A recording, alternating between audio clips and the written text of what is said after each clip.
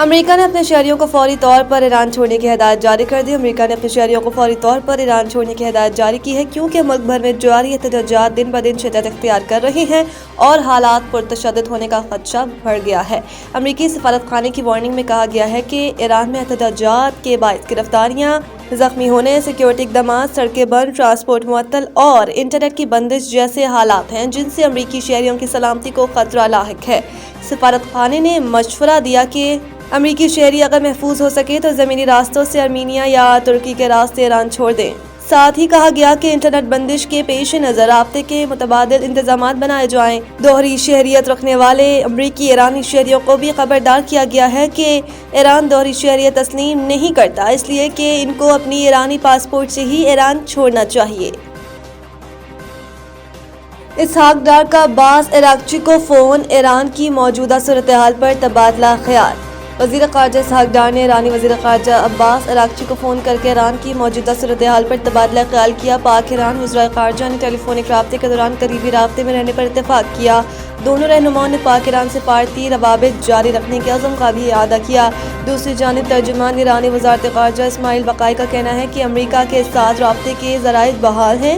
انہوں نے کہا کہ وزیر خارجہ عباس اراغچی اور امریکی نمائندے اسٹیو وٹکوف کے درمیان رابطے کھلے ہیں۔ ضرورت پڑنے پر اراغچی اور وٹکوف کے درمیان پیغامات کا تبادلہ ہوتا ہے۔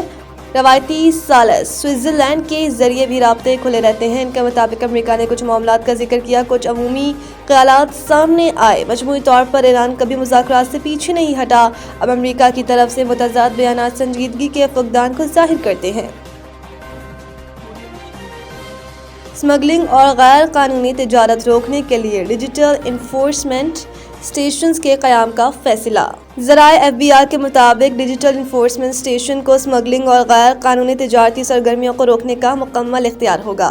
اشیاء کی غیر قانونی تجارت اور اسمگلنگ میں ملوث افراد کو گرفت میں لیا جائے گا۔ ایف بی آر کے ذرائع نے مزید بتایا کہ ایف بی آر نے ڈیجیٹل انفورسمنٹ اسٹیشن کے قیام کے لیے 10 ارب روپے مانگ لیے۔ ڈیجیٹل انفورسمنٹ اسٹیشنز کے قیام سے اسمگلنگ اور غیر قانونی تجارت کی روک تھام ممکن ہوگی۔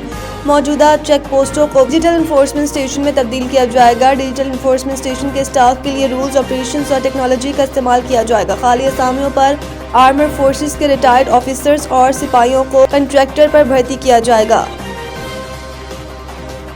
موسمی خرابی، لاہور فلائٹ آپریشن متاثر۔ 4 پروازوں کی اسلام آباد لینڈنگ فلائٹ شیڈول کے مطابق ملک بھر کی 8 پروازیں منسوخ کر دی گئیں جبکہ 53 کی آمد اور روانگی میں تاخیر ہوئی ہے۔ لاہور فلائٹ آپریشن متاثر ہونے کے سبب 4 پروازوں نے اسلام آباد لینڈنگ کی جبکہ اسلام آباد گلگت کی قومی ایئر لائن کی 4 پروازیں منسوخ کر دی گئیں۔ لاہور ابوظہبی کی غیر ملکی ایئر کی 2، اسلام آباد سکھر کی بھی 2 پروازیں منسوخ کر دی گئیں۔ جدہ لاہور کی 2 پروازوں کو اسلام آباد اتارا گیا جبکہ ابوظہبی نجف سے لاہور کی پروازیں کی بھی اسلام آباد لینڈنگ ہوئی۔ علاوہ ازیں اسلام آباد اور کراچی کی 14 پروازوں کی آمد اور روانگی میں تاخیر ہوئی۔ لاہور کی 12 پروازوں کی آمد اور روانگی میں بھی تاخیر ہوئی۔ فلائٹ شیڈول کے مطابق پشاور ایئرپورٹ کی 8 جبکہ سیالکوٹ، ملتان، فیصل آباد کی 2 پروازوں میں بھی تاخیر ہوئی۔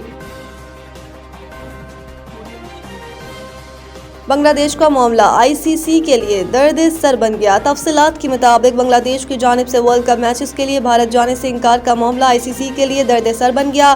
معاملہ سلجھنے کے بجائے مزید الجھتا ہوا دکھائی دینے لگا۔ بنگلہ دیش کے مشیر کھیل آصف نذرل نے دعویٰ کیا کہ آئی سی سی کی سیکیورٹی ٹیم کی جانب سے موصول ہونے والے خط کے بعد 2026 کے T20 ورلڈ کپ میں بنگلہ دیش ٹیم کے لیے بھارت جانا ناممکن ہے۔ میڈیا سے گفتگو میں ان کا کہنا تھا کہ ہماری بھارت میں میچز نہ کھیلنے کے حوالے سے کوئی پیش رفت نہیں ہوئی۔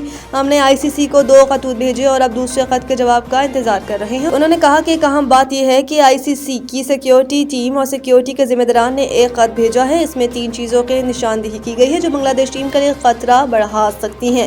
انہوں نے کہا کہ یہ خط واضح طور پر ثابت کرتا ہے کہ بھارت میں بنگلہ دیش کرکٹ ٹیم کے لیے T20 ورلڈ کپ کھیلنا ممکن نہیں ہے۔